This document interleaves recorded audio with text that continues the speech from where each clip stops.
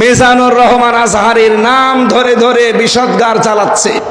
এই ময়দানে এতদিন পর্যন্ত প্রায় 17 বছর কেউ কথা বলতে পারে নাই। সাফ কথা বলছি। এখন যারা এগুলো বলছেন জনগণকে বিভ্রান্ত করার জন্য, উনি অ্যাক্টিভ ভাবে কোন রাজনৈতিক দলের সাথে নাম লিখাননি। মাওলানা আজহারীকে যারা জামাতের প্রোডাক্ট বলে চালানোর কারণে মারা তো গেছে, আমার মনে হয় অলরেডিও জাহান্নামে চলেও গেছে। এখানে আসার পরে কেন জানি শূন্য শূন্য লাগছে। লক্ষ লক্ষ মানুষ আমরা হাজির হয়েছি। নবীজির এই হাদিসটা মনে পড়ছে। বিশ্ব নবী জানিয়েছিলেন, সুন্দর একটা ঘর, একটা বিল্ডিং, একটা লোক এসে দেখে চারিদিকে ঘুরতে ঘুরতে পোড়াটা ঠিক আছে, একটা কণা, একটা ইট নেই। নবীজি বললেন, ওই ইটটা হচ্ছে আমি, আমাকে দিয়ে পুরা বিল্ডিংটা কমপ্লিট করা হয়েছে। 100 বছরের ইতিহাস, বাংলাদেশে ইসলাম এসেছে যে লাইন দিয়ে, তার ভেতরে চট্টগ্রাম অন্যতম। এই জনপদে যিনি কোরআনে কারিমের কথা বলতেন, বাইতুল শরফের পীর, বিশিষ্ট মনীষী, আন্তর্জাতিক খ্যাতি সম্পন্ন একজন ব্যক্তিত্ব, আলহাজ মাওলানা আব্দুল জব্বার, আল্লাহ রাব্বুল আলামিন তার গোলামের কবরটাকে জান্নাতুল ফেরদাউস বানিয়ে দেন, বলেন আমিন। এখানে কথা বলতেন চট্টগ্রামের সিংহপুরুষ মাওলানা সিদ্দিক আজাদ হাফিজাহুল্লাহ। নাম না জানা হাজার হাজার আলেমরা এখানে আপনাদের সামনে কোরআনে কারিম, নবীর হাদিস থেকে আলোচনা রেখেছেন। যারা বিদায় নিয়েছেন, কবরে আছেন, আল্লাহ জান্নাতুল ফেরদাউস দান করেন। যারা এখনো বেঁচে আছেন, হায়াতে তাজ্জেবা সিহাতে কুল্লিয়া আল্লাহ যেন দান করেন, বলেন আমিন। যাকে পেলে আমরা সত্যি ধন্য হয়ে যেতাম, আজকের এই ময়দানটা পরিপূর্ণ হয়ে যেত। 3টা বছর আমি ফাঁসির কন্ডেম ছেলে কাটিয়ে আসলাম, তার পাশের বিল্ডিংয়ে ছিলাম। উনি ছিলেন 1 নম্বরে, আমি ছিলাম 4 নম্বরে, মাত্র একটা দেওয়াল মাঝখানে। বিশ্বনন্দিত মুফাসসির কোরআন আল্লামা দেলাওয়ার হোসাইন সাইদি রহমতুল্লাহ আলাইহি, আল্লাহ রাব্বুল আলামিন তার গোলামের সারা জীবনের একটা দোয়া, আল্লাহুম্মা ইন্নী আসআলুকা শাহাদাতান ফি সাবিলিক। হে আল্লাহ, তুমি আমাকে সাধারণভাবে মরণ দিও না, শাহাদাতের মরণ দিও। আমি জেলখানায় যতবার সাক্ষাৎ পেয়েছিলাম, যে কয়বার তার কাছে যেতে পেরেছিলাম, বারবার বলতেন, হামজা, আল্লাহ আমাকে যেন সাধারণভাবে মরণ না দিয়ে শাহাদাতের মরণ দেয়। আল্লাহ ঠিক তার সারা জীবনের সেই দোয়া কবুল করে জালেমদের মাধ্যমে ইমাম আবু হানিফা রহমতুল্লাহ আলাইহে তাকে যেমন বিষ প্রয়োগ করে হত্যা করা হয়েছিল, এ বাংলাদেশের কৃতি সন্তান, তাফসীরুল কোরআন মাহফিল এই শব্দটার সারা বিশ্বে যার নামে পরিচিত, তিনি শহীদ আল্লামা দেলাওয়ার হোসাইন সাইদি। তাফসীরুল কোরআন মাহফিল এই শব্দের জনক বলা হয় তাকে। গণিতের জনক একজন আছে, ইতিহাসের জনক আছে, পৃথিবীর প্রত্যেকটা জিনিসের জনক আমরা আলাদা আলাদা বানিয়েছি। আমার যতটুকু জ্ঞান বা ধারণা, বাস্তবতা আমি দেখেছি, বাংলাদেশের তাফসীর মাহফিল এটা বললে আল্লামা সাইদির নাম চলে আসে। সেই শহীদ আল্লামা সাইদি সাহেবকে আমরা হারিয়ে ফেলেছি। রব্বুল আলামিন তার কবরটাকে যেন জান্নাতের সুউচ্চ মাকাম দান করেন, জান্নাতুল ফেরদাউসে একেবারে সর্বোচ্চ চূড়ায় আল্লাহ তাকে যেন পৌঁছিয়ে দেন। তার সারা জীবনের কোরআন প্রচারের খেদমত আল্লাহ কবুল করেন। দল, মত, জাতি, বর্ণ, ধর্ম নির্বিশেষে আজকের এই অনুষ্ঠান, এটা শুধু চট্টগ্রাম মুসলমানদের অনুষ্ঠান নয়, হাদা বায়ানুল লিন্নাস হুদাল লিন্নাস, মানুষ পদবাচ্য আমরা যারা বিবেচিত, সবার জন্য আজকের এই অনুষ্ঠান উন্মুক্ত। সুতরাং অন্যান্য ধর্মের যারা এসেছেন তাদেরকেও আমরা কোরআনের অনুষ্ঠান থেকে ওয়েলকাম জানাচ্ছি, স্বাগতম জানাচ্ছি। সম্মানিত উপস্থিতি, গতকাল আমার মাহফিল ছিল চুয়াডাঙ্গা। ওদের সাউন্ড সিস্টেমটা ভালো ছিল না, চাপ দিয়ে কথা বলতে গিয়ে কণ্ঠটা বসে গেছে। মুসাফির অবস্থায় আছি, অসুস্থ অবস্থায় আছি, এখনো মাজলুম অবস্থায় আছি। কারণ বিভিন্ন জায়গায় জালেম নেই, কিন্তু মুনাফিকদের দ্বারা বাধাপ্রাপ্ত হচ্ছি। সেই হিসাবে এই লক্ষ লক্ষ আল্লাহর বান্দা বান্দীদেরকে নিয়ে একটু দোয়া চাই, আল্লাহ যেন আমার কণ্ঠটা অন্তত 1.5 ঘন্টার জন্য তিনি ছেড়ে দেন। আরো জোরে বলেন আমিন। যে আল্লাহ আমাদের কোরআন শোনার জন্য নিয়ে আসলেন, আল্লাহ আমাদেরকে 5টি জিনিস দিয়েছেন। এই 5টি নিয়ামতের ভেতরে পৃথিবীতে আমরা মিলিয়েছি।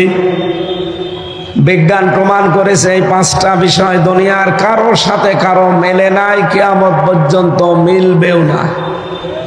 তার ভেতরে 1 নম্বরে এই যে কথা বলতে পারছি, কণ্ঠের স্বর। যতই কাছাকাছি মনে হোক, জীবনেও একরকম পাবেন না। বিজ্ঞান জানাচ্ছে এই কথা তৈরি হওয়ার জন্য কণ্ঠ নালীর ভেতরে 27টা স্তর পার করা লাগছে। 27টা ধাক্কা খাওয়ার পরে একটা কথা যখন সর্বশেষ বের হয়, তখন ওর ধরনটা পাল্টিয়ে যায়। আমার সাথে অধ্যক্ষ মোহাম্মদ তাহের সাহেবের কথা জীবনেও মিলাতে পারবেন না। হয়তো 1 থেকে 26 পর্যন্ত স্তরগুলো ঠিক আছে, একটার পরে একটা 27 নাম্বার যখন বের হবে, কথাটা আল্লাহ পাল্টিয়ে দেবে। তার ঢং, তার আওয়াজ, তার সিস্টেম আমার আল্লাহ নিজে কন্ট্রোল করে পাল্টিয়ে দেন। প্রতিটি জায়গায় একজন করে ফেরেশতা বসে আছে। দ্বিতীয় নম্বরে আমরা পেয়েছি বিজ্ঞান ভিত্তিক এই যে আমাদের জহব্বা, এই জহবার ভেতরে 1,17,000 এখানে 1,17,000 সেল দেওয়া আছে। এর ভেতরে 357টা স্তর আছে। স্তর 1 লক্ষ, এর উপরে 1 লক্ষ না 1.5 কোটির উপরে আচ্ছাদন স্তর আল্লাহ আমাদের এই জহব্বার ভেতরে সাজিয়ে দিয়েছেন। আপনি যদি 1.5 কোটি খাবার এই পৃথিবীতে খেতে থাকেন, এক একটা জিনিসের স্বাদ এই জহব্বা আলাদা আলাদা বলে দিতে পারবে। আমি বিশ্বের যতগুলো দেশ ঘুরেছি, বাংলাদেশ সহ যতগুলো খাবার আমি খেতে পেরেছি, অন্যান্য দেশের কথা বাদ দিলাম, বাংলাদেশে গাজীপুরে কাপাসিয়া থানার নিরিবিলি একটা হোটেল আছে, সেখানে 180 প্রকার খাবার আমি পেয়েছি। আমার জহব্বার ভেতরে আল্লাহ স্বাদ নেওয়ার জন্য 1.5 কোটি স্তর দিয়েছেন।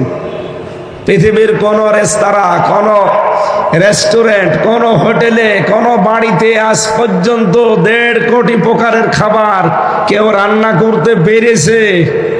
পারবে? সবচাইতে বেশি হয় নিরিবিলি হোটেলে 180 প্রকার। এর উপরে আমি আর পাইনি।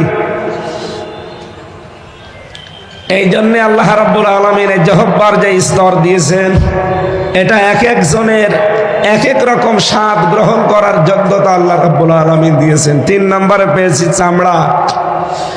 এই আমাদের শরীরের ভেতরে 3.5 হাত, এই বডিতে 9,768 প্রকার চামড়া আল্লাহ সাজিয়ে দিয়েছেন। এক এক জায়গার চামড়া এক এক রকম। সব জায়গার চামড়া যদি একরকম হতো, দুনিয়ায় কোনো কাজ আমরা করতে পারতাম না। আমার চামড়া ওনার চামড়া যদিও মনে হচ্ছে কাছাকাছি দেখতে, আমার চামড়া যদি ফেটে যায়, কেটে যায়, পুড়ে যায়, ওনার চামড়া এনে লাগিয়ে দেবেন। ডাক্তার সাহেব তো ছিলেন, চলে গেলেন, ওনাকে জিজ্ঞাসা করলো পেতেন।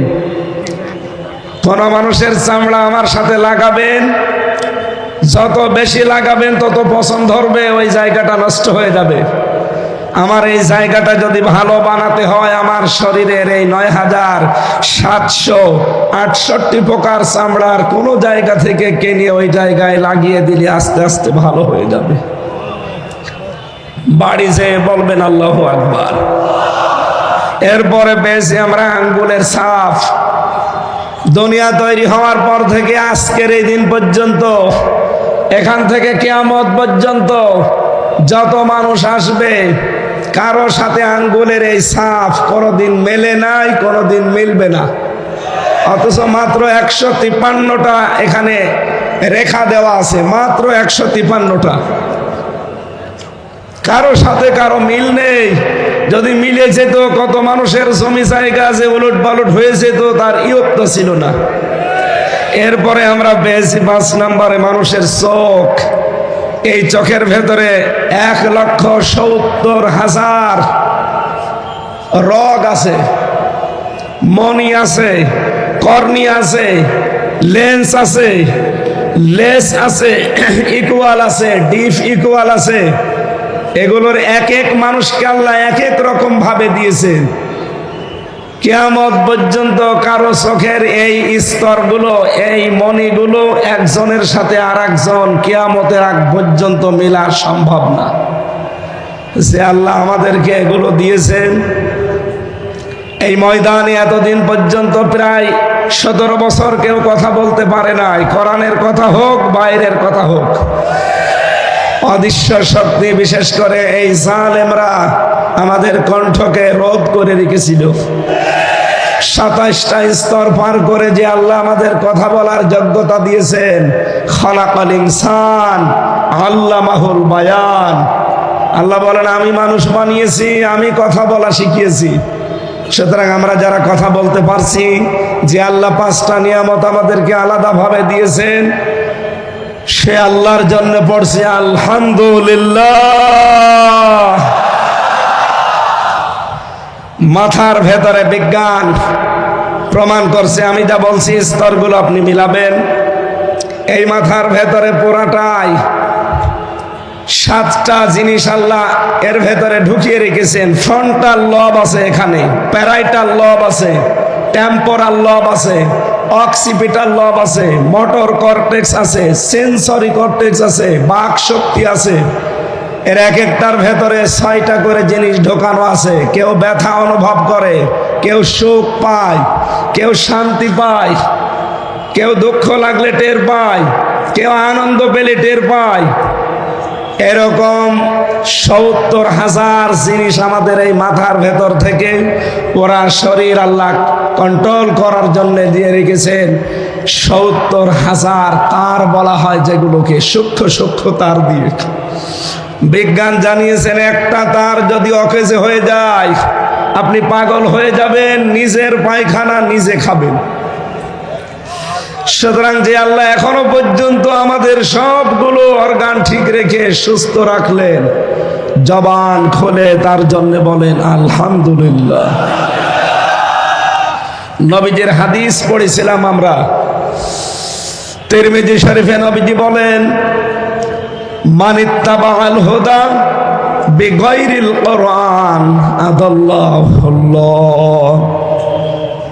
পৃথিবীতে যেই লোকটা আল্লাহর পাঠানো এই আখেরি কালাম কোরআনে কারিম বাদ দিয়ে কোন জায়গায় হেদায়েত পাওয়ার জন্য ছুটে যাবে, তার নিয়ত যদি ভালো থাকে, আল্লাহ নিজে দায়িত্ব নিয়ে তাকে গোমরা বানিয়ে দেবে। চট্টগ্রামবাসী শব্দের দিকে খেয়াল করলে আমরা দেখি, নবীজি যদি দল্লা ইয়াদিল্লু দিতেন, সোলাসি মুজাররদ থেকে যদি এ শব্দটা আসতো, বাংলা অর্থ দাঁড়াতো আপনি নিজেই নিজেকে খারাপ বানিয়ে ফেলেছেন। কিন্তু আদাল্লা ইউদিল্লু বাবে ইফআল থেকে আসার কারণে বাংলা অর্থ দাঁড়িয়েছে, আপনার হয়তো নিয়ত ভালো ছিল, এমন কোন জায়গায় গিয়েছিলেন ভালো হওয়ার নিয়তে, কিন্তু সেখানে কোরআনে কারিম ছিল না, কোরআনের কর্মসূচি ছিল না। এই জন্য আল্লাহ নিজে রাগ করে আপনাকে দায়িত্ব নিয়ে আরো গোমরা বানিয়ে দেবেন। বলেন নাউজুবিল্লাহ। কথাটা ওজন কত আপনি এখনো টের পাননি। ও চট্টগ্রামবাসী, খুব খেয়াল করে হাদিসের দিকে মনোনিবেশ করেন। নবীজির কথা ছিল আদাল্লাহুল্লাহ, আল্লাহ নিজে দায়িত্ব নিয়ে তাকে গোমরা বানিয়ে দেবে। যেহেতু হেদায়েত আমি নিজের হাতে করে এখানে নিয়ে আসি নাই, আর এটা আল্লাহ কারো হাতে দেয়নি, কিয়ামত পর্যন্ত কারো হাতে আল্লাহ দেবেও না। কোরআনে কারীম জানিয়েছে লাইসা আলাইকা হুদাহুম ওয়ালাকিন্নাল্লাহা ইয়াহদি মাইয়াশা। সূরা বাকারা 3 নম্বর পারার ভেতরে আছে 5 নম্বর পৃষ্ঠার 5 নম্বর লাইনের 272 নম্বর আয়াতের প্রথম অংশে আছে। আয়াতের তাফসীর আমি প্রায় 12 থেকে 13টা তাফসীর মিলিয়ে দেখেছি। সব মুফাসসির আয়াতের ব্যাপারে বক্তব্য একই দিয়েছেন। রব্বুল আলামিন বলেন, হেদায়েত দেওয়া হে নবী আপনার কাজ না, এটার দায়িত্ব শুধুমাত্র আমি আল্লাহর। জোরে বলেন সুবহানাল্লাহ। হযরত আবু হুরায়রা একবার গাছ লাগাচ্ছিলেন রাদিয়াল্লাহু তাআলা আনহু। হঠাৎ তিনি আনন্দে লাফিয়ে উঠলেন। লোকজন জিজ্ঞাসা করে, আবু হুরায়রা ভালোই তো লাগছিল, হঠাৎ করে আনন্দে লাফালেন কেন? হযরত আবু হুরায়রা বলেন, এই কিছুক্ষণ আগামী নরের দরবারে ছিলাম, বিশ্ব নবীর দরবারে থেকে দেখলাম একটা আয়াত নাযিল হয়েছে, ইন্নাকা লা তাহদি মান আহবাবতা ওয়ালাকিন্নাল্লাহা ইয়াহদি মাইয়াশা। আল্লাহ পাক বলেন, হে নবী আপনি যাকে চান ভালোবাসেন তাকে হেদায়েত দিতে পারবেন না, এটা আমি আল্লাহ যাকে ইচ্ছা করি শুধু তাকেই দান করি। এটা নবীজির হাতে যদি থাকতো, আল্লাহর নবী নিজের আত্মীয় স্বজন বংশের লোকদেরকে হেদায়েত গুলো দিয়ে আমার পর্যন্ত হয়তো আসতো না। আল্লাহ যেহেতু নিজের হাতে রেখেছেন, আমার মতো আবু হুরায়রাকে আল্লাহ যে পথ দেখিয়েছেন, এই জন্য আমি আজ আনন্দে হাসতেছি। বলেন সুবহানাল্লাহ। চট্টগ্রামবাসী, আমি যে কথাটাই হাদিস থেকে তুলে আনতে চাই, যেখানে কোরআন নেই ওখানে যদি আপনি ভালো হওয়ার নিয়তেও থাকেন, আপনাকে খারাপ বানিয়ে দেবে হামজা। কে? আরো জোরে আর একবার বলেন কে? তাহলে হাদিস থেকে আজকে একটা জিনিস নিয়ে যাওয়া লাগবে বাড়িতে। যেহেতু কণ্ঠটা আমার বসা, চাপ দিয়ে কথা বলা যাচ্ছে না, আপনারা সবাব জোরে দেবেন। এই দেশে এখন 48,000 পীরের দরবার আছে সরকারি জরিপে, বেসরকারি জরিপে আরো বেশি, আর এই চট্টগ্রাম বিভাগে এগুলো আরো বেশি। এই অঞ্চলে তো ঘরে ঘরে আল্লাহর ওলি। এক কথা বলেন না কেন? ঘরে ঘরে পীর সাহেব। পুরুষ মানুষ শুধু পীর দাবি করে শেষ হয়ে যায় না, মহিলারাও নাকি পীর। ওটা পীর আম্মা, মহিলা পীর। আমি পীর হতে নিষেধ করি না, পীর তো ভালো জিনিস। পীর মানে উস্তাজ, পীর মানে শিক্ষক, পীর মানে মুআল্লিম। আপনি যেটা জানেন না, যিনি জানে তার কাছে জেনে নেবেন, এইটার নাম পীর। এটার নাম কি? অধ্যক্ষ মোহাম্মদ আবু তাহের। আপনি যেটা জানেন না, ওনার যে বিষয়ে জ্ঞান আছে ওনার কাছে জেনে নেবেন, উনি আপনার পীর। ওনাকে পীর মানেন তো? এক কথা বলেন না কেন? এই হিসাবে 48,000 না, 48 লক্ষের উপরে পীর হয়ে যাবে না? এজন্য পীর জিনিস ভালো, কিন্তু ব্যবহারটা আমরা খারাপ করে ফেলেছি অনেকে। আজ বাংলাদেশের মানুষের স্বভাব, যে জিনিস যত ভালো বের হয় খুব তাড়াতাড়ি এই দেশের মানুষ তার নকল তাড়াতাড়ি বের করতে পারে। পীর তো ভালো জিনিস। এদেশে ইসলাম নিয়ে এসেছে পীর সাহেবরা। বাইজিদ বোস্তামি চট্টগ্রামের রহমতুল্লাহ আলাই, সিলেটের শাহজালাল রহমতুল্লাহ আলাই, আমার খুলনা বিভাগের খান জাহান আলী রহমতুল্লাহ আলাই, এই মানুষগুলো এই দেশে ইসলাম নিয়ে এসেছিলেন। তারা তো ভালো, কিন্তু এই জিনিসকে পুঁজি করে অনেকে আজ হাজারো দরবারে ব্যবসা করে খাচ্ছে। এই জন্য ওই সমস্ত দরবারে গেলে, বিশেষ করে চট্টগ্রামের বায়তুল শরফ মরহুম মাওলানা আব্দুল জব্বার রহমতুল্লাহ আলাই, আমি তার জীবনী পড়েছি। ওই সমস্ত সময় তাদের দরবারে আসলে তারা কোরআন তুলে দিত। আল্লাহর এই কোরআন পড়েন, বসেন, আল্লাহকে পেয়ে যাবেন। কিন্তু আমরা আশ্চর্যের সাথে লক্ষ্য করে দেখছি, এই 48,000 দরবারের পরবর্তীতে যারা এ দরবারগুলো এখন দায়িত্ব পেয়েছে, তাদের বংশধর, তাদের সন্তানাদিরা এখনো অনেকে আর কোরআনের উপরে নেই। হাদিস ছিল কি, কোরআন যেখানে নেই ওখানে যদি আপনি ভালো হওয়ার নিয়তেও যান, আপনাকে খারাপ বানাবে কে? এই জন্য এই সমস্ত দরবারগুলোতে মানুষ কিন্তু ভালো হওয়ার নিয়তে আমরা যাই, কিন্তু অধিকাংশ জায়গায় দেখি ভালো হওয়ার পরিবর্তে মানুষ আরো খারাপ হয়ে যায়। আমি নাম ধরে বলছি আপনাকে সরাসরি জানার জন্য।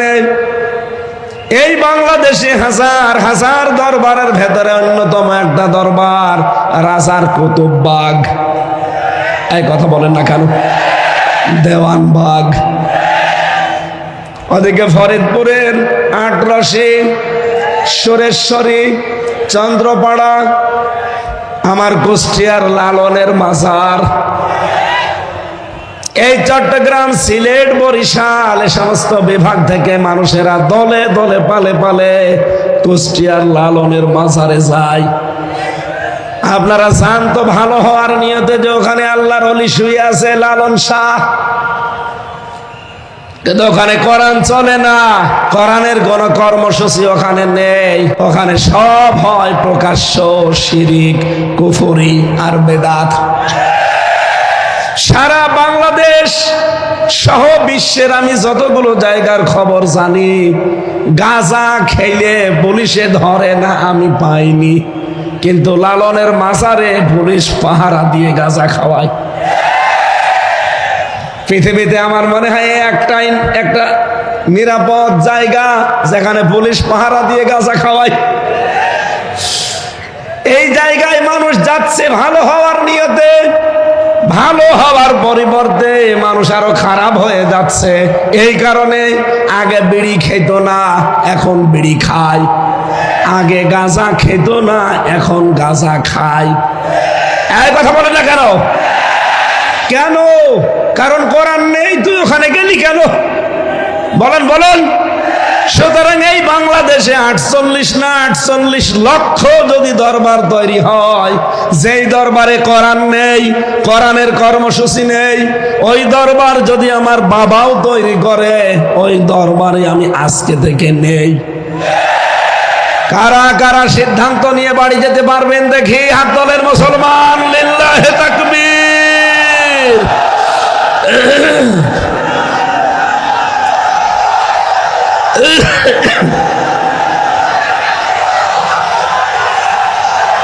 আলহামদুলিল্লাহ।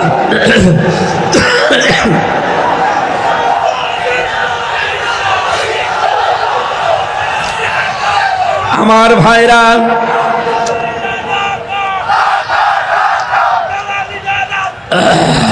বসে। আমি যে কথাটা বললাম এটা যদি সত্যিই মেনে নিতে পারেন, শুধুমাত্র এই কয়জন আমার সামনে না, এটা রেকর্ড হচ্ছে, তামাম দুনিয়ার বাংলা ভাষাভাষী মানুষ যারা আছে সবাই শুনছে। এমনকি জেলখানার ভেতরে আমি 3টা বছর দেখেছিলাম, বড় বড় তাফসির মাহফিলগুলো বাংলাদেশে যেখানে অনুষ্ঠিত হতো, এগুলোর ভেতরে টিভির পর্দা দেওয়া আছে। অনেক কারারক্ষীর মাধ্যমে এই মেমোরি কার্ডে ওয়াজ, তাফসির এগুলো ভরে মানুষকে দেওয়া হতো, ওরা শুনতো। তার মানে কাল এই মাহফিলটা চট্টগ্রামের নামে বাংলার বিভিন্ন জেলখানায় আসামিরা শুনতে পাবে। বহু মানুষ ওর ভেতরেও বিভ্রান্ত হয়। আমি একটা উদাহরণ বলছি। আমার সাথে জেলখানায় ছিল একজন, 25 বছর। চিত্রনায়ক সোহেল চৌধুরী হত্যা মামলার আসামি মামুন। আমরা 2:30-3টায় উঠতাম জিকির করার জন্যে, তাহাজ্জুদ পড়ার জন্যে। দেখতাম ওই ভাই 3টার দিকে উঠে জোরে জোরে জিকির করতেছে। কোন জাতের জিকির না, বানানো জিকির। কি জিকির? উনি জিকির করছে ইয়া রাসূলুল্লাহ, ইয়া রাসূলুল্লাহ। কি গো? মাওলানা মামুনুল হক আর আমি এক জায়গায় ছিলাম, নামাজ ভুল হয়েছে তোর জিকিরের ঠেলায়। একদিন ডাক দিয়ে বললাম যে ভাই কি করেন? হুজুর জিকির করি। কিসের জিকির? রসুলের এশকে। ও, আপনি ইয়া রাসূলুল্লাহ, ইয়া রাসূলুল্লাহ জিকির পেয়েছেন কোথায়? বলছে আমার এই জেলখানায়, আমার রুমে একজন সবুজ পাগড়ি মাথায় দেওয়া মাইজ ভান্ডারী বাবার মুরিদ এসেছিল। উনি আমাকে এই জিকির শিখিয়েছে যে তাড়াতাড়ি যদি বের হতে চান তাহলে ইয়া রাসূলুল্লাহ জিকির করেন। মাওলানা মামুনুল হক আর আমি দুইজন বললাম যে ভাই ইয়া রাসূলুল্লাহ বলে কোনো জিকির নেই। জিকির একটা ইবাদত। রাসূলের নামে আপনি দরুদ শরীফ পড়তে পারেন, কিন্তু জিকির যদি করতে হয় এই পৃথিবীতে একমাত্র করা লাগবে আমার আল্লাহর নামে। কোরআনে কারীম জানিয়েছে ওয়াল্লাযীনা লা ইয়াদউনা মা'আল্লাহি ইলাহান আখার। সূরা ফুরকান 68 নম্বর আয়াতের প্রথম অংশে আছে রব্বুল আলামিন বলেন রহমানের বান্দা তো তারা যারা আল্লাহর সাথে অন্য কাউকে ডাকে না। চট্টগ্রামবাসী, সারা বাংলাদেশের 64 জেলাতে আমার এই ছোট্ট জীবনে আমার যাওয়া আছে। আমি দেখেছি সবচাইতে বেশি জিকিরের নামে ভণ্ডামি হয় চট্টগ্রাম বিভাগে। জিকির একটা ইবাদত, এইটা নিয়ে পাগলামি শুরু হয়েছে। আপনি আল্লাহ বাদে কারো নামে জিকির করতে পারবেন না। এই কথা বলেন না কেন? এই যে ফেনী, কুমিল্লা, ব্রাহ্মণবাড়িয়া কোন বিভাগে? চট্টগ্রাম। বলেন বলেন, এখান থেকে জিকির গুলো বেশিরভাগ আবিষ্কার হয়। এরা আল্লাহর নামে কিছুক্ষণ জিকির করার পরে দেখি জিকির করে ইয়া রাসূলুল্লাহ, ইয়া আলী বাবা, দয়াল বাবা, কেল্লা বাবা, ফতে বাবা, শাহ আলী বাবা। সাবধান মুসলমান, এদের পরবর্তীতে 69 নম্বর আয়াত ইউদাআফ লাহুল আযাবু ইয়াউমাল কিয়ামাহ। আল্লাহ পাক বলেন আমার নামে জিকির করে আর পাশাপাশি অন্য কাউকে যারা জুড়ে ডাকে তাদের শাস্তি হবে ডবল। এদের লাইভ চলছে, আমি জানি ওনাদের কানেও যাচ্ছে। ও চট্টগ্রামের মুসলমানেরা, আপনার হাতে পায়ে ধরে বলছি আমি আপনাকে বাঁচাতে চাই। আমি কোরআন দিয়ে দলিল দিয়েছি। আপনি যে বাবার কথা মতো জিকির করেন, উনি যদি কোরআনের দলিল দিতে পারে আমি আজকে আয়াত পড়বো না, আর বাদ দিয়ে দেব। কিন্তু আপনাকে কোরআনের দলিল দেওয়া লাগবে। কথা বলেন ঠিক কিনা? কিসের কেল্লা বাবা, কিসের ফতে বাবা, কিসের শাহ আলী বাবা? কোন বাবার নামে দুনিয়ায় জিকির নেই। জিকির হবে কার নামে? এমনকি লাভ ফাল দেওয়া জিকিরে নেই। জিকির হবে মনে মনে, কান্না জড়িত কণ্ঠে, মৃদু আওয়াজ দিয়ে, আবেগ দিয়ে। সূরা আরাফের 205 নম্বর আয়াতে 6 নম্বর আয়াতে আল্লাহ দলিলগুলো দিয়েছেন, আর আপনি বানিয়ে নিয়েছেন। এত জোরে জোরে লাফান, ফেরেশতারা পর্যন্ত আশ্চর্য হয় আসলাম কোন দেশে। সাবধান, আজকে থেকে আর জিকির করা যাবে না আল্লাহ বাদে অন্য কোন নামে। জেলখানায় 25টা বছর ওই লোকটা, সে একটা মাসলুম মানুষ হয়ে গেছে। তাকে আপনি একটা ভালো জিকির শিখিয়ে দেবেন না, একটা নতুন আবিষ্কার করা জিকির আপনি শিখিয়ে তার জীবনটা আপনি ভুল পথে ঠেলে দিলেন। নিজেও তো জাহান্নামে যাচ্ছেন, ওই মানুষটাকেও সাথে নিয়ে যাচ্ছেন। হ্যাঁ, কথা বলেন না কেন? সুতরাং বাংলাদেশে আলেম নামে কিছু জালেম পয়দা হচ্ছে, আমি নাম নিতে চাই না, তাদের আমার ঘৃণা লাগে। এই মানুষগুলো আজ ইয়ালি বাবা, শালি বাবা, কেল্লা বাবা, ফতে বাবার নামে জিকির করে আপনাদেরকে দিয়েও করায়। ওরা জাহান্নামে যাচ্ছে, যাক, ওদের শাস্তি হবে ডবল। আপনি আমি ওদের সাথে যেতে চাই? বলেন। সুতরাং আজকে সিদ্ধান্ত নিয়ে যারা হাত তুলেছেন, কোরআন যেখানে নেই আমি ওখানে আজকে থেকে আর নেই, তাহলে হেদায়েত আপনাকে আমার আল্লাহ দেবে। দ্বিতীয় পয়েন্টে পেয়েছি, বাংলাদেশে এখন 48টা রাজনৈতিক নিবন্ধিত দল, এর বাইরে আরো আছে নিবন্ধনের বাইরে, সব মিলে প্রায় 84টা হবে। যতগুলো দল এই দেশে রাজনীতি করছে, যেই দলের কর্মসূচিতে কোরআন নেই, কোরআনের কর্মসূচি নেই, আল্লাহর কসম আপনি যদি ভালো হওয়ার নিয়তেও সেখানে থাকেন, নিজে আল্লাহ দায়িত্ব নিয়ে আপনাকে আরো খারাপ বানিয়ে দেবে।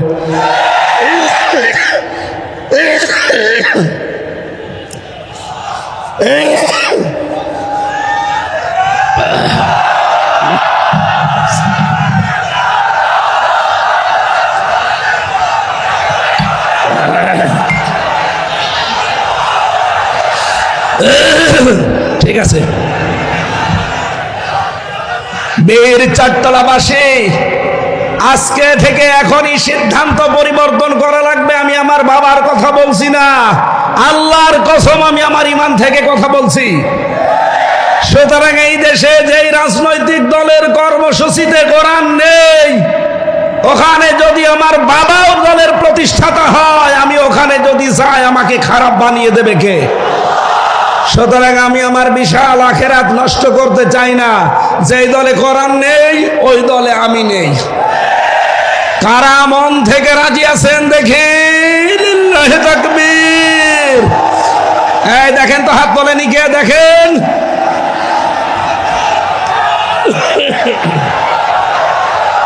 আলহামদুলিল্লাহ, মাহফিল সাকসেস। বসেন, আমি তো বসতে আর বলি না, বসেন। আলহামদুলিল্লাহ, মাহফিল সাকসেস। আর ওয়াজ লাগবে না, এবার মোনাজাত করে দি। আবার কি ওয়াজ করব? যেই দরবারে কোরআন নেই, যেই দলে কোরআন নেই, এগুলো বাদ দিলে বাংলাদেশে একামতে দিন ছাড়া আর কিছু থাকে না। কথা বলেন না কেন? দল মত নির্বিশেষে হাদিসের এই উপরে আমল করার তৌফিক কামনা করছি, আল্লাহ যেন দান করেন। বলেন আমিন। আমার আজকের আলোচনার বিষয়,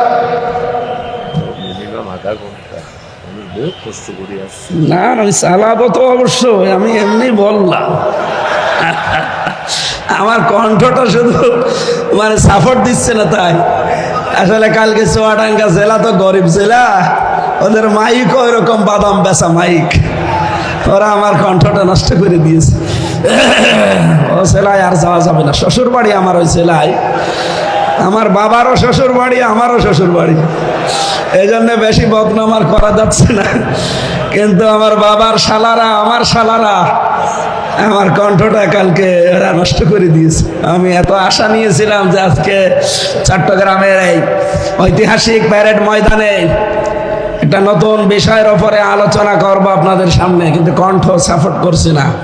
জোরে কথা বললে এই যে স্তরগুলো ভেঙে যাচ্ছে। কয়টা স্তর পার করে কথা হয়? একটু মাঝে মাঝে ঝামেলা হলে আপনারা কিছু মনে করেন না, আসলে সাপোর্ট দিচ্ছে না। 3টা বছরে জালেমরা এমন কোন টর্চার করে নাই। ফাঁসির ওই কন্ডেম ছেলে আমার 11 ঘন্টা টাঙিয়ে মাজায় দড়ি দিয়ে পিটিয়েছে। খাবার দাবার তো দিতই না, ওই যেন মরে না যায় তাই। যোগাযোগ বিচ্ছিন্ন, আমার দিকে সিসি ক্যামেরা তাক করা, কেউ যেন আমার সাথে কথাও না বলে। আর দায়িত্বে দিতেও আমার কারারক্ষী যারা, দেবদুলাল, সুব্রত বালা, কাঞ্চন কুমার, অসিত রায়, তো সব আল্লাহর ওলি। এর কাছে আলেমি কি আর জালেমি কি? ওর কাছে যে 2-1টা কোরআন হাদিসের কথা বলবো, ও তো আল্লাহকে বিশ্বাস করে না।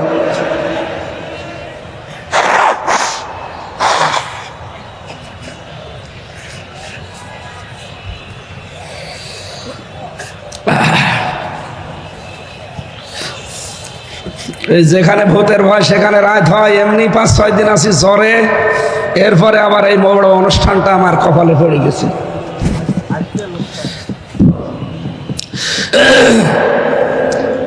আমি এক কথায় জবাব দিলাম না মাহফিল, যা বলার হয়ে গেছে। কিন্তু আপনারা যদি এই দুইটা কথা ঠিক রাখতে পারেন, আল্লাহর কসম এদেশে ইসলাম সামনে আমাদের চোখে আমরা দেখতে পাচ্ছি। কারণ বিজয় যদি আসে তাহলে 9টা লক্ষণ আল্লাহ মানুষকে দেখায়। সূরা নসরের প্রথম 2টা আয়াতে আপনি দেখবেন 2টা আছে, ইযা জা নাসরুল্লাহি ওয়াল ফাত, যখন আসবে আল্লাহর সাহায্য তখন আপনি বিজয় দেখতে পাবেন। বিজয়ের চিহ্ন, নমুনা, সিমটম 9টা। কয়টা?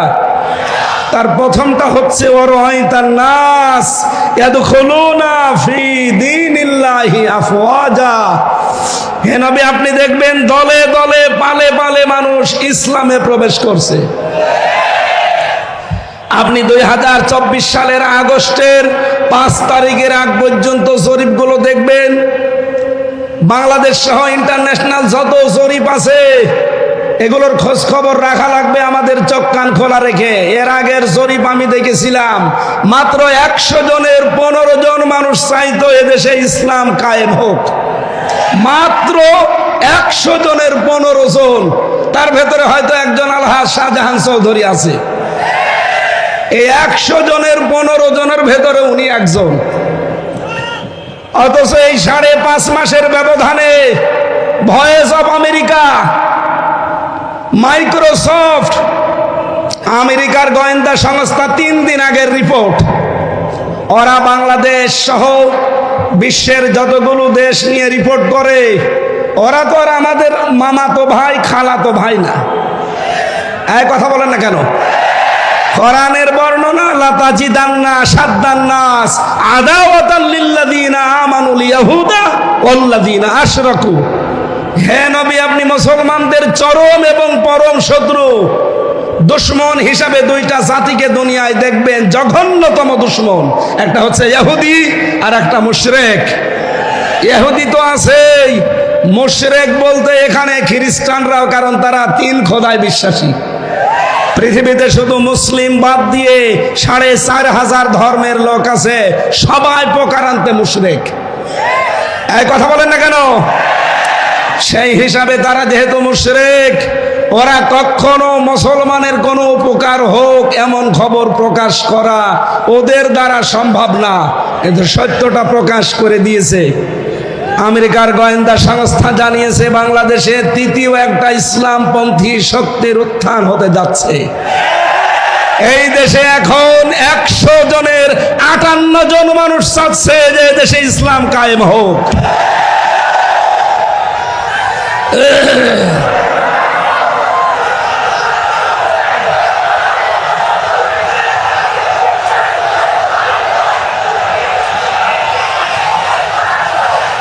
আলহামদুলিল্লাহ। সেই হিসাবে আমি বিশ্বাস করি সূরা নসরের এই 2 নম্বর আয়াত 100 ভাগ। আপনারা না 98 ভাগ? কত ভাগ? ফি দীনিল্লাহি আফওয়াজা, দলে দলে পালে পালে মানুষ ইসলামে প্রবেশ করবে।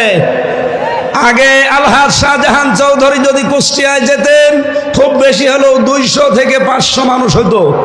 এখন শাহজাহান চৌধুরী কুষ্টিয়ায় যাক, আমিরে জামাত ডক্টর শফিকুর রহমান কুষ্টিয়ায় যাক, চরমনায়ের পীর সৈয়দ রেজাউল করিম সাহেব যাক, 200-500 না, 2 থেকে 5 লাখ মানুষ কমপক্ষে হবে, কোনো ব্যাপারই না।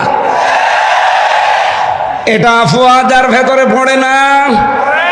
মাত্র 5 মাসের ব্যবধানে যদি অবস্থা আল্লাহ তৈরি করে দেয়, আর 5 মাস যেতে দেন। এই জন্য সৈয়দ মুফতি রেজাউল করিম হাফিজাহুল্লাহ 3 দিন আগে উনি সাংবাদিকদেরকে জানিয়েছেন যে নির্বাচন 1 থেকে 1.5 বছর পর হোক, অসুবিধা নেই। পেছন দিক থেকে দেখলাম একজন জামা টেনে ধরছে। তার মানে সে বুঝে ফেলেছে যে না, হবে না। এ হুজুর সব এক হয়ে গেছে। দেশের দাড়িওয়ালা, টুপিওয়ালা, নামের আগে যাদের মোহাম্মদ মোহাম্মদ নামের শেষে হুসাইন, এদেরকে আর থামানো যাচ্ছে না। এরা সব এখন এক হয়ে গেছে। সুতরাং আমি বিশ্বাস করছি কিছুদিনের ভেতরে দেখবেন 100 জনের 100 জন মানুষ বাংলাদেশে বলবে আমরা কোরআনের রাজ কায়েম করতে চাই। আল্লাহ যেন এটা দেখে মরার তৌফিক দেন, বলেন আমিন। জেলখানার 3টা বছরে ফাঁসির কন্ডেম সেলের ভেতরে যেহেতু যোগাযোগ বিচ্ছিন্ন ছিলাম, আল্লাহর সাথে সম্পর্ক আমার খুব ভালো ছিল। 24টা ঘন্টায় কোনো কাজ নেই।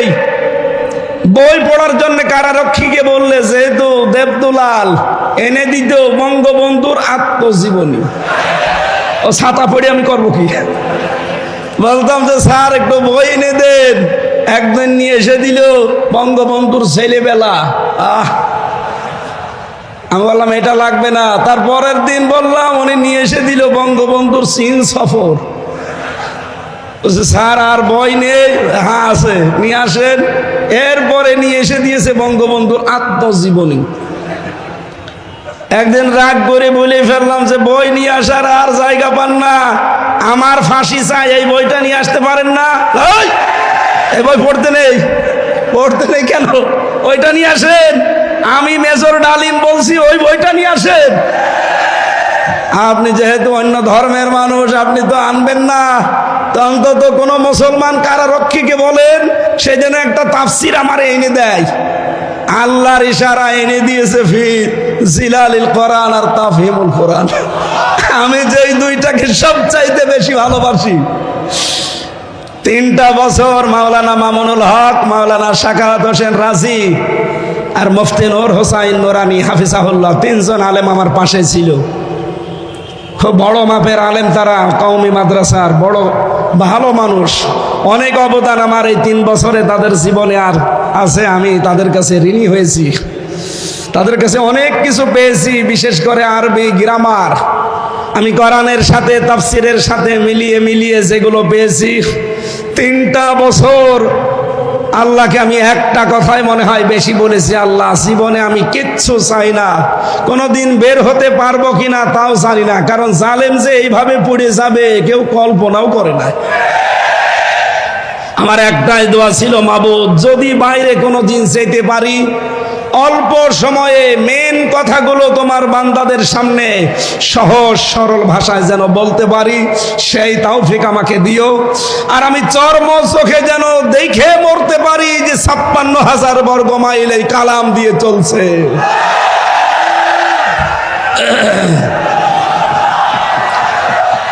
আলহামদুলিল্লাহ। যেহেতু আমি মাসলুম ছিলাম ওই সময়, 3টা বছরই আমি প্রায় অসুস্থ ছিলাম। মাঝে মাঝে কারারক্ষীদেরকে কিছু হাদিয়া তৌফা দিয়ে বলতাম যে ভাই কিচ্ছু চাই না, শুধু আল্লামা সাইদির, উনি যেহেতু হাসপাতালে থাকে মাঝে মাঝে, আমার একটু হাসপাতালে নিয়ে চলেন, অন্তত 10-15 মিনিট সময় পাই, আল্লাহর ওলির কাছ থেকে শেষ কিছু কথা শোনা যাবে। উনি আমার শেষের দিকে 10টা মিনিট উপদেশ দিয়েছিলেন, হামজা আমার হয়তো জীবনে বের হওয়া যাবে কিনা জানি না, তবে যদি বাইরে যেতে পারো, আমার 2টা কথা বেশ ভালো মনে আছে, চট্টগ্রাম আর খুলনা, এই 2টা জায়গার নাম তিনি বলেছিলেন যে এই 2 জায়গায় যদি যেতে পারো, বাংলার জনগণকে এই 2 জায়গায় জানাবে কোনদিন আমি কোরআনের কথা বলতে পিছপা হইনি, তোমারও নির্দেশ দিলাম কোনদিন পিছপা হবা না। এটা আমার মাথায় হাত দিয়েছিল, আমার মনে হচ্ছে এখন ওনার হাত আমার মাথায় লেগে আছে। আমি ওনার ওই কথাটা যেন মরণের আগ পর্যন্ত মেনে চলতে পারি, আল্লাহ তৌফিক দেন, বলেন আমিন। কারণ সেই জবান কোরআন বলে, ওই জবানে কোনো ভয় থাকা উচিত না। কথা বলেন। রব্বুল আলামিন বলেন, কিতাবুন উনজিলা ইলাইকা ফালা ইয়াকুন ফি সাদরিকা হারাজুম মিনহু লিতুনযিরা বিহি ওয়া যিকরা লিল মুমিনিন। বলেন আল্লাহু আকবার। সূরা আরাফের 2 নম্বর আয়াতে আল্লাহ বলেন, এই যে একখানা কিতাব হে নবী আপনাকে আমি দিলাম, কি করবেন এটা নিয়ে? মানুষকে যখন এটা দিয়ে সতর্ক করবেন, আপনার মনের ভেতরে যেন কোনো সংকীর্ণতা না আসে, কোনো ভয়, ভীতি, দ্বিধা, দ্বন্দ্ব, সংশয়, সন্দেহ, এরকম 33টা অর্থ আছে এই শব্দের। আপনার মনের ভেতরে যেগুলো জায়গা না পায়, আমরা তো ওই মন নিয়েই কথা বলতে চাই, কিন্তু এই 15.5 বছরে ওই মন নিয়ে কথা বলতে গিয়ে সালেমরা আমারে আটক করে রেখেছিল। আমার মতো হাজার হাজার আলেমদেরকে তারা জেলখানায় আটক করেছিল। কথা বলেন ঠিক কিনা? কিন্তু আলেমদের কণ্ঠ রোধ করা গেছে। মুফতি জসিমউদ্দিন রহমানী 12 বছর পরে বের হয়ে আপনি তাকে থামাতে পেরেছেন। মাওলানা মামুনুল হক 3 বছর পরে বের হয়ে থামাতে পেরেছেন। আল্লামা সাইদি রহমতুল্লাহ আলাইহি 13 বছর পরে যদি বের হতেন তাকে থামাতে পারতেন না। এই জন্য আমরা চেষ্টা চালাবো হারজন শব্দের হক আদায় করে কথা বলার। হারজনের ব্যাখ্যা আমি পেয়েছি 2টা। 1 নম্বরে তাফসিরে ফি জিলালিল কোরআনে পাবেন, রব্বুল আলামিন বলেন, হে নবী, আপনি যখন কোরআন প্রচার করতে যাবেন, অনেক মানুষ এমন আছে আপনার কণ্ঠে কোরআন শোনার পর ওরা না বুঝে মন খারাপ করতে পারে। এরকম মানুষ চট্টগ্রাম বিভাগে নেই? আছে। ওই যে আলহাজ শাহজাহান সাহেব বলছিলেন না যে আমরা আপনাদের শত্রু না, আপনারা বিভিন্ন দরবারের নাম নিয়ে, বিভিন্ন কল্যাণের নাম নিয়ে কাজ করছেন, ইসলামের করেন, কিন্তু আসেন এই মাহফিলে। আপনাদেরকে আমরা কোরআনের দিকে ডাকি, আর এটা আমরা আন্দাজে ডাকি না। কুল হাদিহি সাবিলি আদউ ইলাল্লাহ আলা বাসীরাতিন আনা ওয়া মান ইত্তাবা'আনি। সূরা ইউসুফের 108 নম্বর আয়াতে আল্লাহ বলেন, হে নবী, আপনি বলেন এইটাই আমার পথ, এইটাই আমার। আমি মানুষকে আল্লাহর দিকে ডাকি, আমি আন্দাজে ডাকি না, আমি বুঝে শুনে ডাকি। এইটাই আমার পথ, এবং আমাকে যারা অনুসরণ করবে তাদের এই একই পথ। সেই হিসাবে আমরা আপনাদেরকে আহ্বান জানাচ্ছি, আপনি আসেন কোরআনের কাছে, কোরআন পড়েন, কোরআন বোঝেন।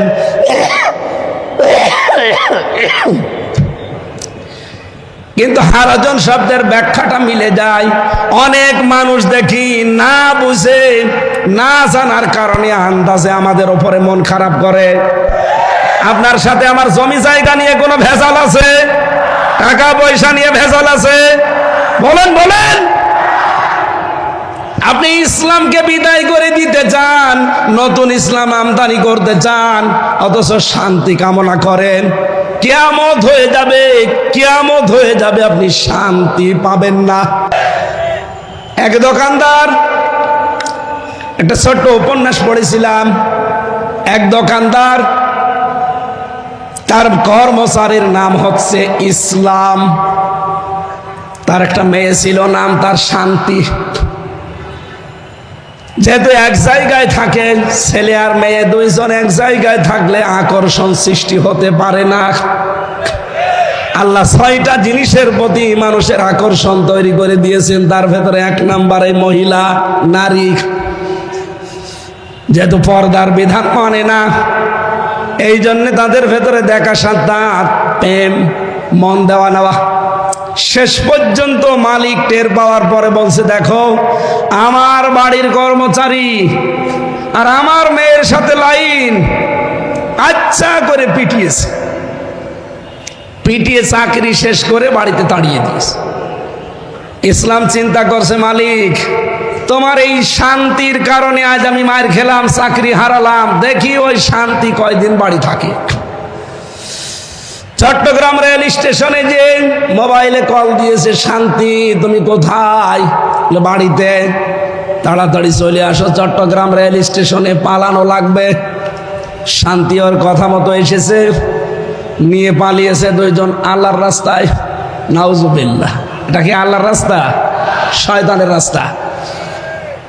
বিয়ের আগে যারা পালিয়ে যায়, কি আল্লাহর রাস্তায় যায় না শয়তানের? এই জন্য বিয়ের আগে প্রেম করা জায়েজ নেই, প্রেম হবে বিয়ের পরে। এই কথা বলেন না কেন? বিয়ের পরে যদি সত্যি আপনি প্রেম করতে পারেন, এই যে মোতাহার ভাই আজ 16 বছর পরে ঠাকুরগাঁও বাড়ি, আমার সাথে জেলে ছিল বিডিআর। 16 বছর পরে বের হয়েছে, মাত্র 14 দিনের স্ত্রী রেখে। বিয়ের পরে মাত্র 14 দিন সংসার করে জেলে গিয়েছিল। 16 বছর জেল খাটার পরে কয়েকদিন আগে বের হয়েছে। এসে দেখে বউ এখনো যায়নি, ওই অবস্থায় আছে। ওনার প্রেম হয়েছিল বিয়ের আগে না, বিয়ের পরে। এখন সাংবাদিকরা বলছে আপনি যে বিয়ে করেছিলেন কিভাবে, যে বৃত্তান্ত আসার সময় আমি শুনছিলাম। এই জন্য বিয়ের আগে যারা প্রেম করে ওদের 100 জনের 98টা সংসার টেকে না। কথা বলেন না কেন?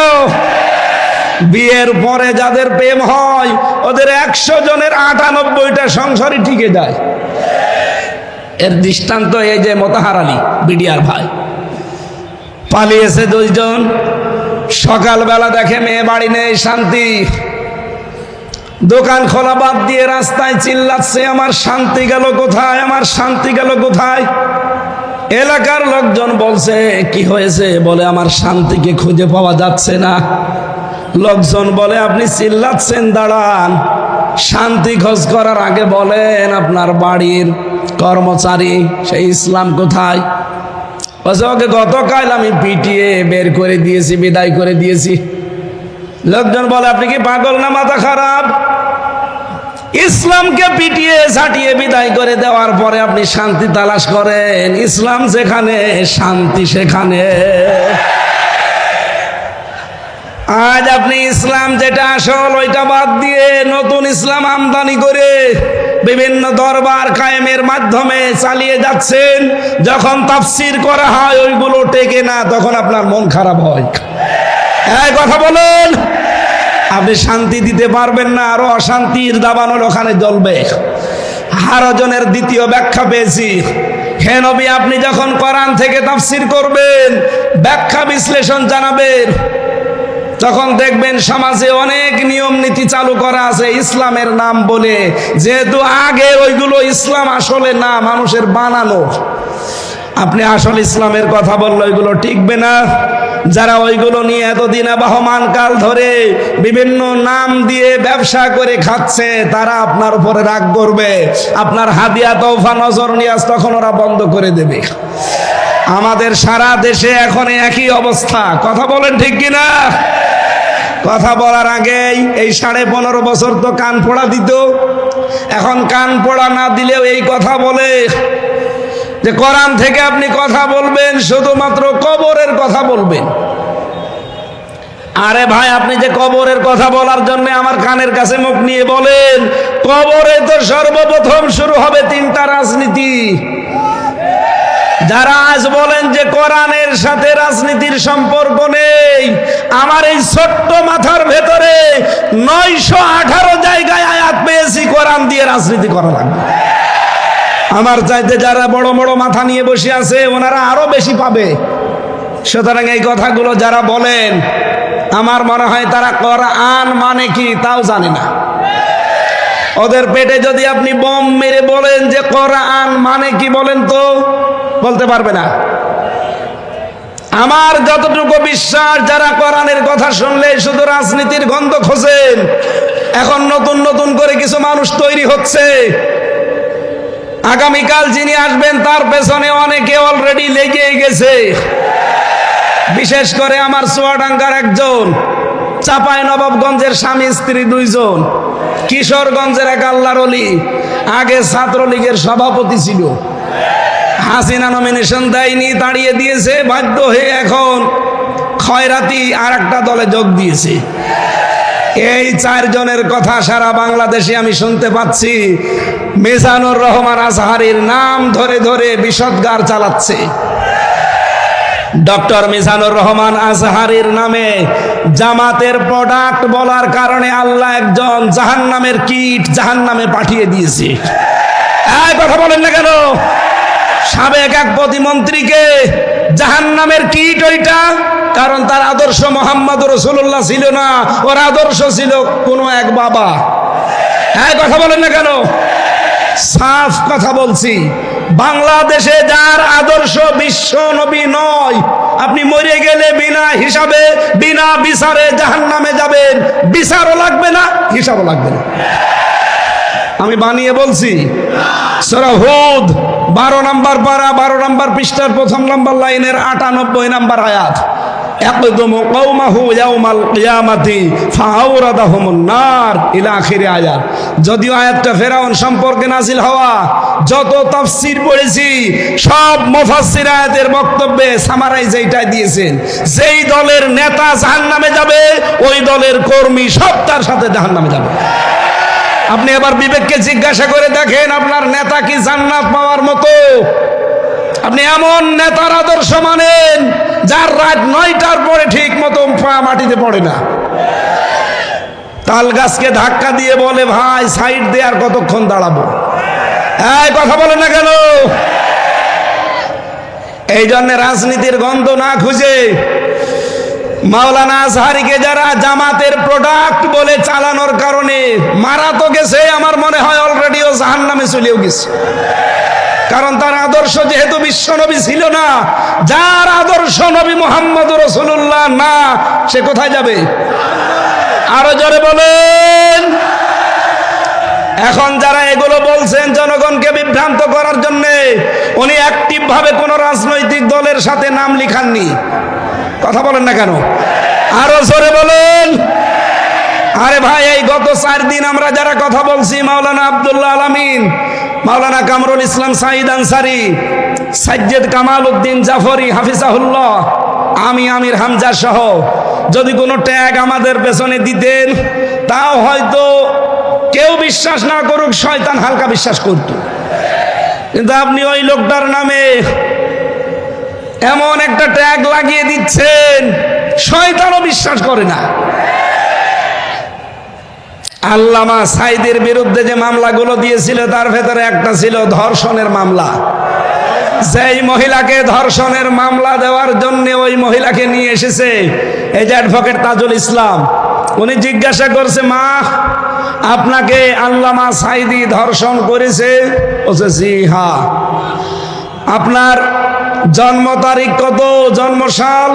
যে 1975। 1975 সালে আপনার জন্ম, আর 1971 সালে উনি আপনাকে ধর্ষণ করেছে। ওটা কি রুহের জগতে?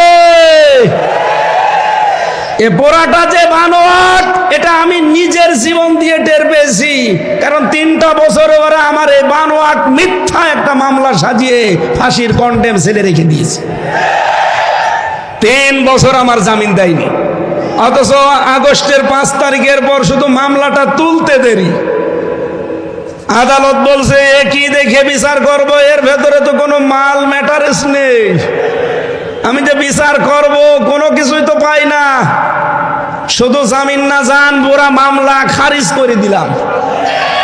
আমি বলতে গেলাম যে আদালত 3 বছর এই মামলা তো আপনার কাছে ছিল, তখন তো বলেননি যে কোনো মাল নেই, আজকে হঠাৎ করে কি হয়ে গেল?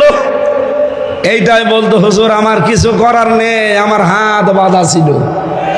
হ্যাঁ, কথা বলেন না কেন? আজকে আমার হাত খোলা আছে, আজ আমি ন্যায় বিচার করতে পারছি। আমরা বলতে চাই এই দেশে 1628টা চেয়ারে দায়িত্বে ছিল যারা, সবগুলো জালেম আর জালেমদের দোষর। একটাও যেন কোনো চেয়ারে আর থাকতে না পারে, প্রত্যেককে ওখান থেকে নামিয়ে দেন এই জালেম এবং জালেমদের দোষর হওয়ার কারণে। এখানে বৈষম্যের শিকার ছিল এই 17 বছর যারা, তাদেরকে বসান। এই কথা বলেন না কেন? এবং এই 1628টা চেয়ারে যারা বসবে তাদের প্রত্যেকের হাত আমরা দেখতে চাই আবু সাঈদের মতো এভাবে খোলা থাকবে। কারা কারা এটা চান দেখে?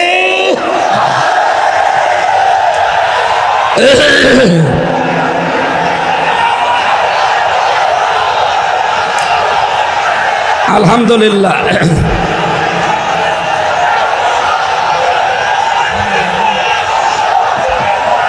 হ্যাঁ, এবার বসেন, আমি তো দাঁড়াতে বলি না, বসেন বসেন। আমাদের আজকের আলোচনার বিষয় আমি আরম্ভ করছি, যেহেতু হারাজন শব্দের ব্যাখ্যা বলছিলাম যে নির্ভীক হয়ে কথা বলা লাগবে। কে বেজার হবে, কে খুশি হবে, ওটা আমার দেখার দরকার নেই। আমি দেখতে চাই আমার আল্লাহ কি বলেছে, রাসূল কি করেছে। এ কথাটা বলেছিলেন 20 শতাব্দীর একজন মুজাদ্দিদ, এই যে এই বইটায় যার ছবি দেখতে পাচ্ছেন, মাওলানা সাজ্জেদ আবুল আলা মওদুদী রহমতুল্লাহ আলাইহি, তার এই কথাটা বিশ্বের হাজার হাজার লক্ষ লক্ষ মানুষের কলিজায় লেগেছে যে আমি ইসলাম মানতে গিয়ে কোনোদিন দেখিনি যে বাবা কি বলেছে, দাদা কি করেছে, পীর সাহেব কি বলেছে, না, আমি দেখতে পেয়েছি আল্লাহ কি বলেছে, রাসূল কি করেছে। আমরা তার এই কথাকে সামনে নিয়ে তাফসীরুল কোরআন মাহফিল লিখে দিয়েছেন। আমার তেলাওয়াতকৃত আয়াত সূরা বাকারার 278 নম্বর আয়াতটার উপরে ভিত্তি করে আমরা কথা বলবো। মুমিন জীবনের 7 দফা কর্মসূচি আমার আল্লাহ আমাদেরকে দিয়েছেন। মরণের আগে হলেও আমরা যেন এই 7 দফা কর্মসূচি দুনিয়ায় পালন করতে পারি, আল্লাহ তৌফিক দেন, বলেন আমিন। এই 7 দফা কর্মসূচি যদি আমরা পালন করতে চাই, এর এগেনস্টে, এর বিপরীতে আমাদের প্রকাশ্য শত্রু কে? আরো জোরে বলেন। শয়তান ও 7টা কর্মসূচি খাড়া করে রাখবে। আজকের আলোচনার বিষয় মুমিনের 7 দফা কর্মসূচি বনাম শয়তানের 7 দফা কর্মসূচি। দেখি আমরা কোনটা নিতে পারি। আল্লাহ রাব্বুল আলামিন জানিয়েছেন, ইয়া আইয়ুহাল্লাযীনা আমানু আতিউল্লাহ, ইয়া আইয়ুহাল্লাযীনা আমানু তাকুল্লাহ ওয়া যারু মা বাকিয়া মিনার রিবা ইন কুনতুম মুমিনিন। এই বসেন বসেন, খুব গুরুত্বপূর্ণ বিষয়, এখান থেকে আজকে নিয়ে বাড়ি যাওয়া লাগবে। আমার প্রথম মুমিন জীবনের কর্মসূচি দফা 1 নম্বরে আমার আল্লাহ দিয়েছেন, মুমিন যেই সমাজে থাকবে ওই সমাজে সুদ থাকতে পারবে না। এই জন্য আল্লাহ ইমানদারকে ডাক দিয়েছেন, ও হে যারা ইমানের দাবি করো, আমাকে ভয় করো, ওয়াযারু মা বাকিয়া মিনার রিবা, সুদের যত বকে আছে সব ছেড়ে দাও, ইন কুনতুম মুমিনিন, যদি মুমিন দাবি করো। তাহলে মুমিন জীবনের 1 নম্বর দফা সুদ মুক্ত সমাজ তৈরি করা, আর এটাই বাংলাদেশে তৈরি করবে ফেরেশতারা। আরো জোরে বলেন, আরো জোরে বলেন। এই বাংলাদেশে এখন ইসলামী ব্যাংক আছে, যদিও জালেমরা এসালমের মাধ্যমে ৭৫,০০০ কোটি টাকা এখান থেকে মারিং কাটিং করে ব্যাংকটা দুর্বল করে দিয়েছে। আমরা চাই আল্লাহ পাকে ব্যাংকে আবার দাঁড় করিয়ে দেবেন। এই ব্যাংকে মোশারাকা, মোদারাবা, মোরাবাহা, বায়ে সালাম, বায়ে ইস্তেসনা, বায়ে মুআজ্জাল, বায়ে ওয়াহেদা সহ প্রায় ২৮টা নিয়ম নীতি আছে ইসলামী অর্থনীতিতে। এই বাংলাদেশে যত ব্যাংকিং সেক্টর আছে, ব্যাংকিং ব্যবস্থা আছে, সমাজে এই দেশে যদি সরকারিভাবে যাকাত কায়েম হয়, সবগুলোতে ইসলামী অর্থনীতির ভিত্তিতে ব্যাংক চলবে। কথা বলেন ঠিক কিনা? তখন ইচ্ছা করলেও আপনি আর সুদ খেতেও পারবেন না, সুদ দিতেও পারবেন না। আজ চট্টগ্রামের বিভিন্ন এলাকায় আমরা শুনেছি টাকা ছেড়ে রাখে, টাকা আসে না, নেই? বলেন বলেন। ১,০০০ টাকা দিলে মাসে মাসে ২০০ টাকা করে বেশি দেয়, তার মানে ১২০০ টাকা দেয়। এটা মায়ের সাথে জেনা করার গুনাহ হচ্ছে। চট্টলাবাসী, আজকে থেকেই কঠোর সিদ্ধান্ত নেওয়া লাগবে, আগামীর বাংলাদেশ হবে সুদ মুক্ত বাংলাদেশ। এটার জন্য যদি দল করা লাগে, এটার জন্য যদি মিছিল করা লাগে, এটার জন্য যদি মিটিং করা লাগে, এটার জন্য যদি ভোট দেওয়া লাগে, মুমিন জীবনের প্রথম দফা যেহেতু এইটা, এই কাজে আমরা আছি না নেই? আল্লাহ তৌফিক দেন, বলেন আমিন। 2 নম্বরে বেশি দফা, মুসলিম না হয়ে আমরা কেউ মরব না। সূরা আলে ইমরানের 102 নম্বর আয়াতে আল্লাহ দলিল দিয়েছেন, ইয়া আইয়ুহাল্লাযীনা আমানুত্তাকুল্লাহা হাক্কা তুকাতিহি ওয়া লা তামুতুন্না ইল্লা ওয়া আনতুম মুসলিমুন। ওহে যারা ইমানের দাবি করো, আমি আল্লাহকে ভয় করো যেভাবে ভয় করা উচিত। আর তোমরা মরবা না যতক্ষণ তোমরা মুসলমান না হতে পারো। আমাদের জাতির পিতা হযরত ইব্রাহিম আলাইহিস সালাম ইন্তেকালের আগে তার কলিজার টুকরা সন্তানদেরকে ডাক দিয়ে তিনি বলেছিলেন, وَوَصَّى بِهَا إِبْرَاهِيمُ بَنِيهِ وَيَعْقُوبُ يَا بَنِيَّ إِنَّ اللَّهَ اصْطَفَى لَكُمُ الدِّينَ فَلَا تَمُوتُنَّ إِلَّا وَأَنْتُمْ مُسْلِمُونَ। হযরত ইব্রাহিম এবং ইয়াকুব ইন্তেকালের আগে সন্তানদেরকে ডাক দিয়ে বললেন, কলিজার টুকরার সন্তানেরা, অবশ্যই আল্লাহ তোমাদের জন্য একটা দিনকে নির্ধারিত করেছেন, মনোনীত করেছেন। দিন মানে রাতের পরে যে দিন আসবে ওই দিন, ওটা ইসলাম। দিন মানে কি? আরো জোরে বলেন। ওই দিন তোমরা দুনিয়াতে মেনে চলবা। ফালা তামুতুন্না, আর মরবা না, ইল্লা ওয়া আনতুম মুসলিমুন, যতদিন মুসলমান না হতে পারো। এজন্য মুমিন জীবনের দ্বিতীয় দফা হবে মুসলিম না হয়ে আমরা মরব না। আল্লামা সাইদি রহমতুল্লাহ আলাইহি সারা জীবন যদি নিজে কোরআন পড়তেন, একটা শত্রু বাংলাদেশে পেতেন না। সারা জীবন যদি কোরআন বুঝতেন, একটা শত্রু তার থাকতো না। সারা জীবন যদি কোরআনে কারিম মেনে চলতেন, একটা শত্রু তার বাংলাদেশে থাকতো না। তিনি যেই বলেছেন এই কোরআন আমি নিজে পড়বো, নিজে বুঝবো, নিজে মানবো, শুধু তা না, এটা আমি মানুষকে মানাতে চাই। এই কথা বলুন। তখনই তার শত্রু হয়ে গেছে। চট্টগ্রামের আলেমদের আলেম, হাজার হাজার আলেমের উস্তাদ, হেফাজত ইসলাম বাংলাদেশের সাবেক আমির মরহুম আল্লামা শাহ আহমেদ শফি রহমতুল্লাহ আলাইহি যতদিন বলেছেন আমি কোরআন পড়বো, বুঝবো, নিজে মানবো, একটা শত্রুতার ছিল না। এদেশে অনেকে চিনতও না। যেই বলেছে না আমি এটা মানুষকে মানাতে চাই, তখনই তার নাম হয়ে গেছে তেতুল হুজুর। এই জন্য আমাদের এই দেশে আমি মুসলমান না হয়ে মরব না। এই কর্মসূচি হাতে নিলে অবশ্যই কিছুটা কিছু বাধা আসবে। সব বাধা আমি উতরিয়ে যাব, কারণ এটা আমার জীবনের দফা। 3 নম্বর দফায় পেয়েছি ওসিলা ধরতে হবে জিহাদকে। কাকে?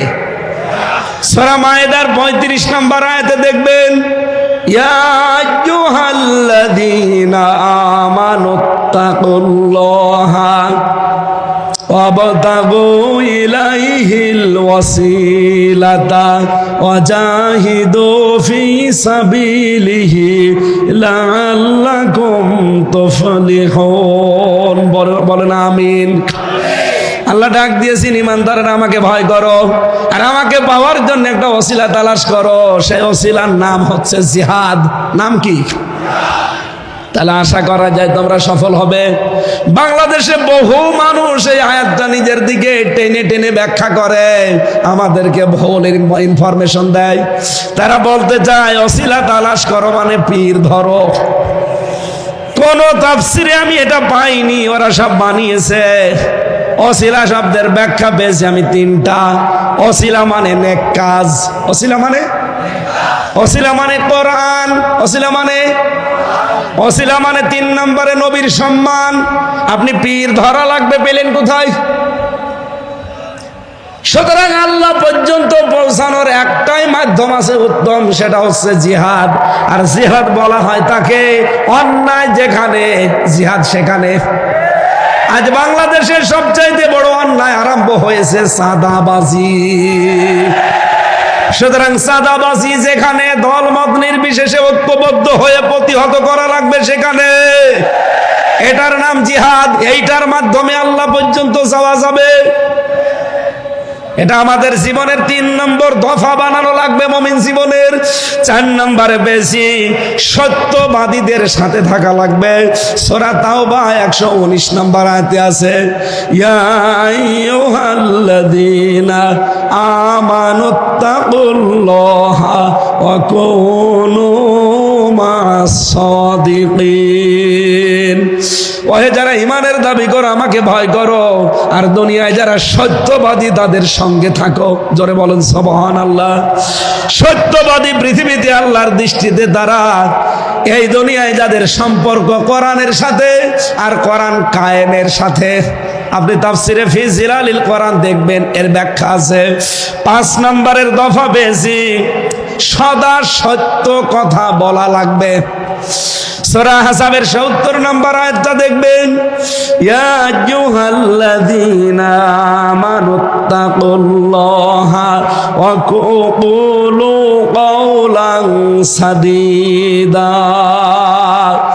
ওহে ঈমানদারেরা আল্লাহকে ভয় করো, আর কথা বললে সোজা সরল সত্য কথা বলো। এ নির্দেশ কার? এই বাংলাদেশে যখনই আপনি এই দফাটা কায়েম করতে যাবেন যে আমি সত্য বই মিথ্যা বলিব না, তখন হাজারো মিথ্যা বিচার বন্ধ হয়ে যাবে। আমি দেখেছি আমার বিরুদ্ধে 4 জন সাক্ষী এনেছিল প্রশাসন। এই জালেম সরকার কুষ্টিয়ার 4 জনকে বানিয়ে সাক্ষী নিয়ে এসেছিল আমার বিরুদ্ধে। তারা সাক্ষী দেওয়ার আগে পিপি তাদেরকে কোরআন শরীফ হাতে তুলে দিল।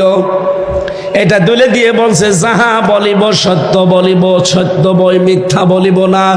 অথচ এটা যে হাত থেকে সরে গেল দেখলাম পুরা যা বললো সব মিথ্যা কথা। এই জন্য আমার জীবনের দফা বানানো লাগবে এটা। আমি যদা যা বলবো এখন থেকে সদা সত্য কথা বলবো। কথা বলে না কেন? 6 নম্বরে আমি দফা পেয়েছি মুমিন জীবনের, এইটাই আমার মনে হয় আসল দফা। এখন থেকে বিশ্ব নবী মুহাম্মদুর রাসূলুল্লাহকে একমাত্র আদর্শ মানা লাগবে। সূরা হাদীদের 28 নম্বর আয়াতটা আপনি তাফসীর খোলেন, ইয়া আইয়ুহাল্লাযীনা আমানুত্তাকুল্লাহা ওয়া আমিনু বিরাসূলিহি ইউতিকুম কিফলাইনি মির রাহমাতিহি ওয়া ইয়াজআল লাকুম নূরা তামশুনা বিহি ওয়া ইয়াগফির লাকুম আল্লাহু গফুরুর রহিম।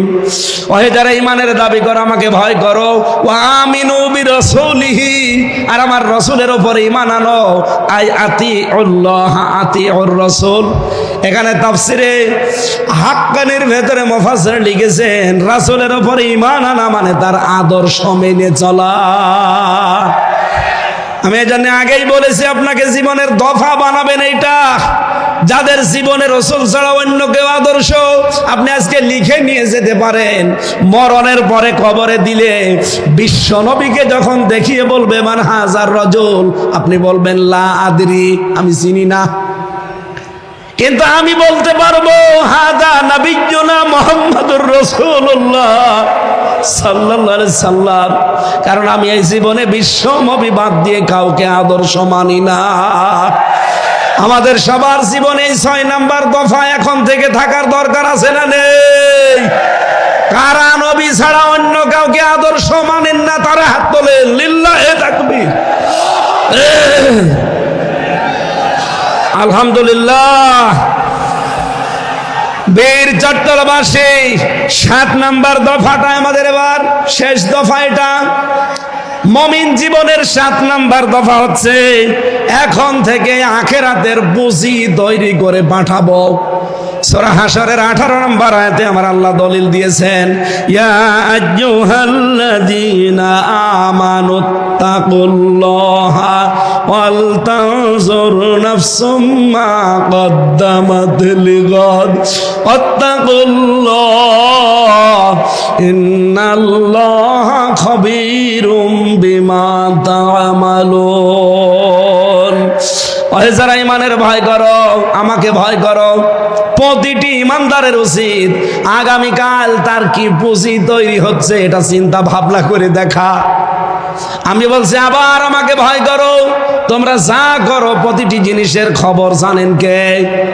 এই যেন আমাদের জীবনের শেষ দফা, ফাইনাল দফা, সর্বশেষ দফা। এখন থেকে এইটাই সিদ্ধান্ত নেওয়া লাগবে, আগামী দিনের প্রস্তুতির জন্য আমি কি পাঠাচ্ছি। আল্লাহর এক বান্দা চট্টগ্রাম বাজারে মনে করেন বাজার করছে, 100 টাকার নোট দিয়েছে দোকানদারকে। দোকানদার টাকাটা নিয়ে উলট পালট করে বলছে, না এটা চলে না, নিয়ে যান, অন্য দিন দিয়ে যাবেন। যেই বলেছে চলে না, উনি সেন্সলেস হয়ে পড়ে গেছে। লোকজন এসে বলছে, কি দোকানদার, এ বুজুর্গ মানুষটাকে আপনি মারধর করেছেন? বলছে, না, আগে হুঁশ ফিরান। হুঁশ ফিরিয়েছে, সেন্সলেস হয়ে গেলেন কেন? আপনাকে মেরেছে দোকানদার? লোকটা বলে, না, সেন্সলেস হলেন এই টাকাটা দিয়েছিল মানে উলট পালট করে দেখে বলছে, এর মাঝে যে লাল দাগ থাকার দরকার ছিল একটা দাগ, ওইটা নেই, এটা অচল টাকা, এটা চলে না। আমি চিন্তা করলাম, আমারও তো জীবনের একটা 100 টাকার নোট আছে, তার নাম হায়াত। আমি যদি এখনই মারা যাই, কবরে আমাকে যদি আল্লাহ দিয়ে দেয়, জিজ্ঞাসা করে, বান্দা তোর যে জীবন নিয়ে আসলি এই জীবনটা অচল, এর ভেতরে শয়তানের যে 7 দফা ছিল প্রত্যেকটাই পাওয়া যাচ্ছে। শয়তানের 7 দফার প্রথম দফা, শয়তান চায় মানুষকে শিরকে নিমজ্জিত করতে। যখন পারে না, দ্বিতীয় দফায় যায় সে মানুষকে কুফরি করাতে। এটাও যখন পারে না, 3 নম্বরে তখন সে মানুষকে দিয়ে বেদাত করায়। আর বাংলাদেশে এটা সবচাইতে বেশি।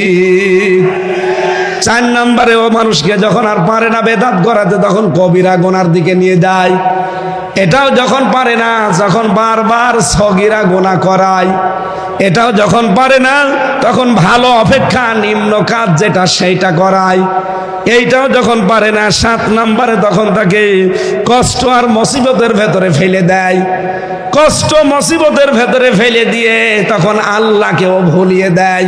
মানুষ যখন কষ্ট মুসিবত বিপদের ভেতরে নিজের হাতে নিজে পড়ে যায়, কোনো বিপদ আপদ কিন্তু আল্লাহ মানুষের উপর দিতে চান না, সব আমাদের হাতের কামাই করা।